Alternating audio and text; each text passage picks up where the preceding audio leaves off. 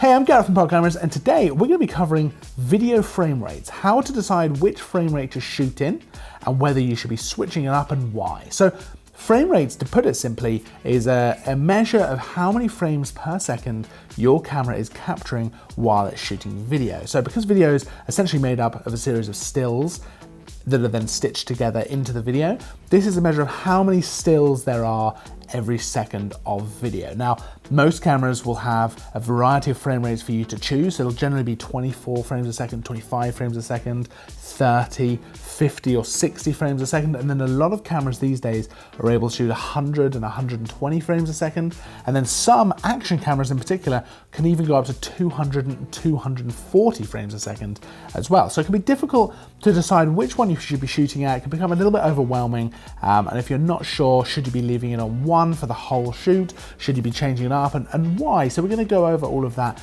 in this video. So the first thing you're going to need to do is establish a base or project frame rate. And this is the frame rate in your video that's going to reproduce normal speed or 100% speed motion. So this right now is being recorded in the base frame rate for my video. So this is normally 24 frames a second for things like movies, and then 30 frames a second for things like the news programs and things like that. Now this is being shot at 25 frames a second, which is very, very similar to 24. And that's just a regional thing. That's just because in the UK, we're in the PAL region. So a lot of cameras are set to 25. You can change it. I could shoot in 24 if I want to, but for this particular project, I thought I'd shoot in 25 frames a second. So shooting at higher frame rates, like 50 or 60 frames a second, allow you to get a little bit creative.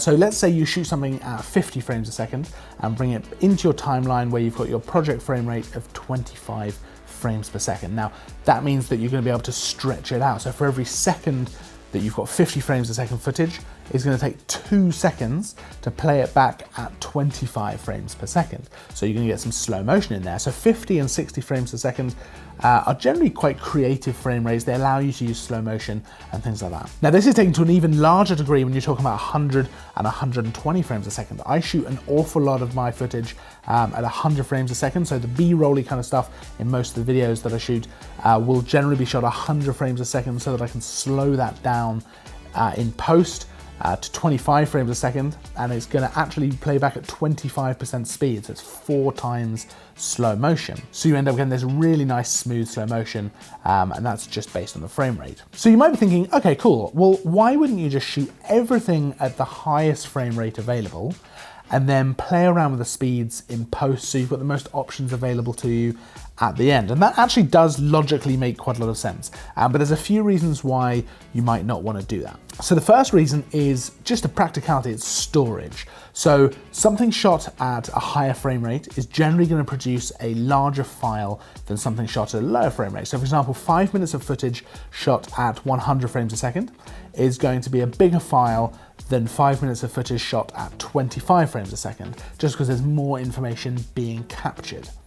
So if you're shooting on a DSLR or a mirrorless camera, you're gonna end up just filling up your cards much faster. I've actually been in a situation like that where there were times I didn't necessarily have to shoot in a higher frame rate, but I did, and I've filled my card too fast, and it's been a bit of a nightmare. So if you know you're not gonna be slowing stuff down, then you don't need to be shooting at the higher frame rates. Now, another reason for not shooting everything at a higher frame rate is your shutter speed. So where you generally want to try and keep your shutter speed at double whatever your frame rate is, if you're shooting at a higher frame rate, that means your shutter speed is higher as well. And that can be great if you're shooting in the middle of the day or at a time where there's quite a lot of light.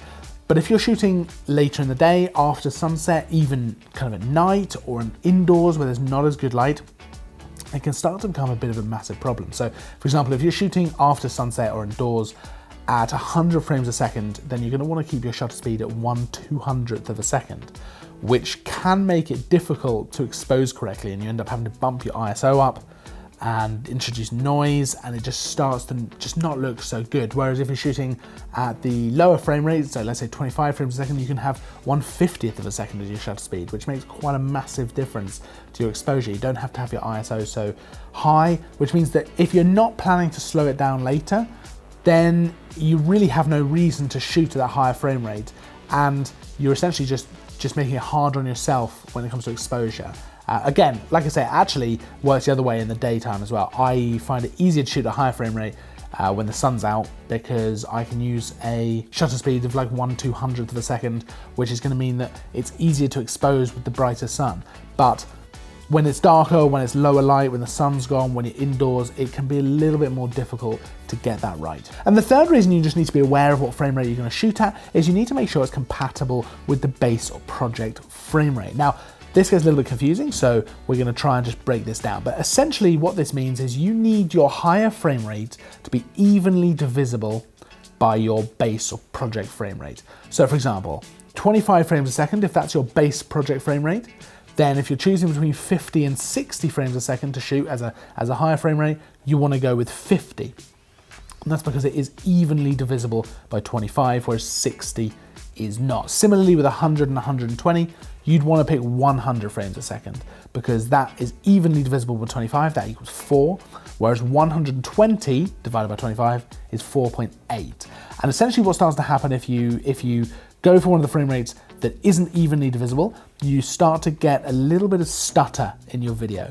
And it won't be massive, but it will be there and it will become noticeable. So that's something you do want to keep in mind. You want to keep some consistency with your frame rates. So you've got your base frame rate and you want to make sure that the higher frame rates you choose for your creative shots, your slow motion shots, things like that, are kept in line and consistent with what your base frame rate means they need to be. So the best way to work is to choose your frame rate based on the subject you're shooting and what you want the clip to look like in the final edit. So I would generally use 24 or 25 frames a second for any talking clip. So something like this, for example, I would always shoot at 24 or 25 frames a second. And that's because I'm never going to be slowing this down. It's designed so you can hear me, you can see me talking, and any clip with dialogue or talking or anything like that, I would always shoot at that frame rate. I would always use that frame rate for anything where I'm definitely not going to be slowing it down. I need normal speed motion. I would always shoot at 24 or 25 frames a second. Now 30 frames a second is a bit of an odd one because I personally never use it. I don't like the look of 30 frames a second. It's just slightly too smooth for me, but you can use it if your base frame rate is 24 frames a second, you can use 30 frames a second to shoot things and then bring that down to 80% speed if your base frame rate is 24 frames a second.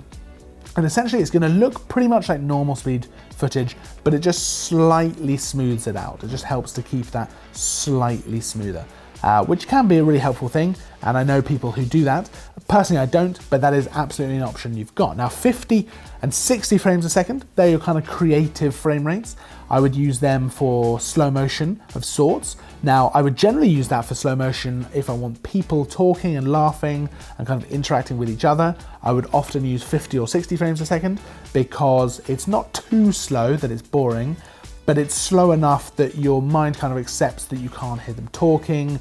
You don't necessarily have to sink in loads of sounds to make it seem super believable because your mind kind of accepts, oh, okay, it's slow motion, this is fine. So I would often use it for that. And then you get onto my favorite frame rate, which is 100 or 120 frames a second. Now, this is what I shoot almost all of my B-roll in. And that's because personally, I think it looks really, really good. It's my favorite frame rate for kind of cinematic shots. It also gives you a lot of options for speed ramping. And that's essentially where you speed up footage and then bring it back down to being slow and then speed up and things like that.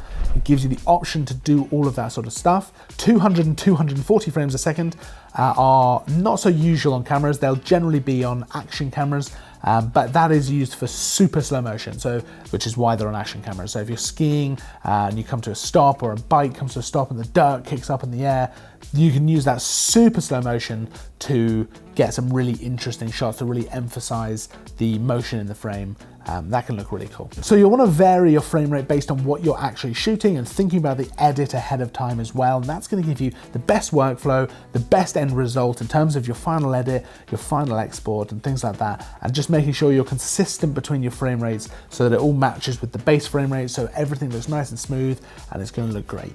So I hope you found that helpful. If you have any questions at all, pop them in the comments down below. We'll get back to you as soon as we can. If you like the video, hit the like button. Make sure to subscribe if you're not already. I'll see you in the next video. And as always, thanks for watching.